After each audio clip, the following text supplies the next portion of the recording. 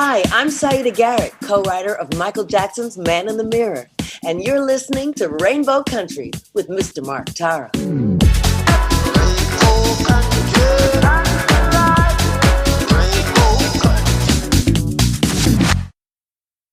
Today on Rainbow Country, my Big Brother Canada Season 12 coverage begins.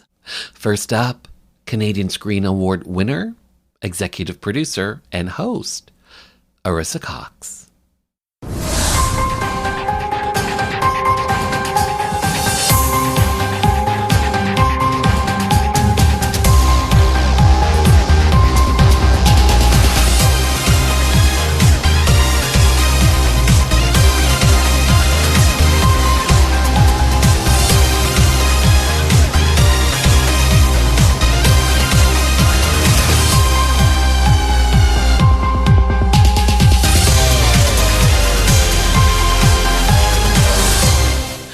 Arisa Cox, hello. Hi, Hello. How are you? Hello, I'm fabulous. How are you? I am well. Okay, first of all, Season 12 of Big Brother Canada, congrats on that. You are the face, you are the host, you are also executive producer, you are also Canadian Screen Award winner. Hello. Gosh, What can you... You should your be in intros. Hollywood. Your intros are the best. You should be in Hollywood. Oh, wait, we are. We Hollywood are. North, Season 12 of Big Brother Canada. What can you tell us about, first of all, about the theme? What's going on in the house? Well, you're absolutely right. We're talking Hollywood North and lights and camera and drama. That's what we want. You know, these players are signing up to play a game, a very difficult game for the biggest prize we've ever had, $200,000 in cash and prizes. But they're also doing it knowing that they will be some degree of famous. I love that we're just embracing that outright. And being famous from playing Big Brother could mean, my God, your YouTube clips are going viral year after year across the globe. That's happened. But it also just means, it also could mean that you're at the gas station. People are like, hey, weren't you on that show? But everyone knows they want to be known after the fact for doing something amazing, whether that's some clever gameplay or really breaking through on an emotional level or winning the game. There's so many ways you can be successful on this show. And one of them is that you are famous for all of the right reasons. So I kind of love that we're just embracing this Hollywood North idea. 12 new players from various parts of Canada, 2 returning players. Here's the question that I'm interested in getting your take on. Are you more interested in seeing how these new guests, these new house guests, navigate this game for the first time, or these 2 returning house guests, what will they do to stay in the game? Which aspect do you think is going to catch your attention? Well, I always look at the journey of each season as this maze, and there's always moments where you could go one way or go the other way. What I love about a cast that's mixed, because it is different. I love a new cast. I love seeing what brand new players, what community and what rules they create for themselves within a new season. I also love all-star seasons because I want to see people who are experienced and who are coming in knowing exactly what to expect and how they're going to change their game or up their game. But when you have a mix, there's so many things that I find fascinating. I want to see how the new players rise up and try to defeat these legends. I want to see it. There's a lot of super fans playing this year, Mark, and I want to see what they do with that knowledge of somebody else's game that have played before. You know, some people go, well, you have to get them out immediately if you want to have a chance, because casts with any type of returning players almost always win. But you could also have someone like Cassandra in season 4 who decided to work with Tim, who had literally won an entire season of Big Brother before, and was like, let me learn from him, let me work with him until the end, and then I can get him out. So that's a different strategy. So I love seeing how especially fans react to working with 2 people who they know are very good at this.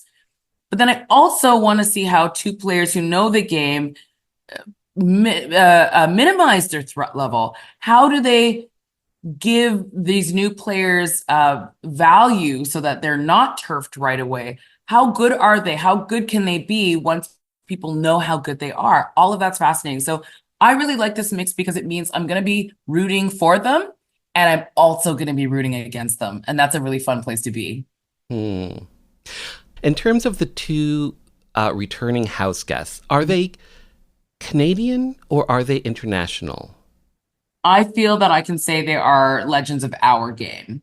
Okay, well said. So, and if I had said, Mark, if I said, here's an assignment, put down 10 of your favorite players or 10 players who you would like to see play again, they would likely be on your list. So I feel like if you're a super fan, even if you didn't like a player or how they played, you're going to be fascinated by them and will want to just sit and pepper them with a million questions about their season that they were on. It's a very satisfying pair of icons who are returning. Well said, well said. Okay, I have to ask about the live feeds. This is the second year with Big Brother Canada not having 24/7 live feeds. We'll have the digital dailies, which I personally thought were great last year. In lieu of live feeds. I mean, live feeds are great. It's in my opinion, it's what makes this experience and this game unique amongst reality TV. Yeah. The access to see the show literally being made and filmed by 24/7 live feeds. What would you like the fans of Big Brother Canada to know going into the second year without 24/7 live feeds? What would you like the listening audience to know about that? I think I would love the audience to know how much we love the show and how much we want to share about what happens day to day inside the house. I think we'll do just about anything to have our show be on the air. And if that means looking at different ways to make that happen, we will always. But what I do want them to know is that our plans this year for our digital dailies are to make them bigger, better, longer, juicier. I want it to be that no matter what's going on in the house, all of the most exciting things that are happening will be on our digital dailies. That's what I want people to know. Year one of anything is always more challenging than going into something and having a bit more experience. So I think that's what we want to know. Like, as a fan, I would love to be able to dip in whenever and watch the show. But you know what else? I really want to know who won veto. I want to know who won HOH. I want to know what was that conversation that led to the scene that I'm going to see in the show. All of those things are things we want to make sure fans have access to. So we take it seriously. It's not, we're not sitting here in a silo saying we don't know or care. We care so deeply, and we have such an incredible group of players. We want to be able to deliver all of that to you so that you still feel like you can get that full experience out of Big Brother.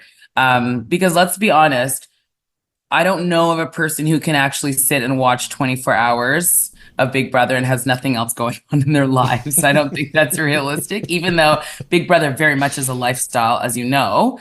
I think I just want to make sure that everything that's exciting that happens in that house is available for you to see. And that's what we're going with. That's our North Star this year. Well said. Well said. Arisa Cox, well said, well done, well executive produced. Thank you so much for your time. Thanks for being on the show. Oh, you are the best. You're the absolute best, Mark. If we get an audience, please, will you come? I will. Yes. Absolutely. All right. That's all I wanted to know. Oh my God, you're the best. Enjoy the season. We'll talk soon. Be well. Okay, bye. Big Brother Canada Season 12 airs on Global TV Sundays, Tuesdays, and Wednesdays. For more information, simply visit bigbrothercanada.ca.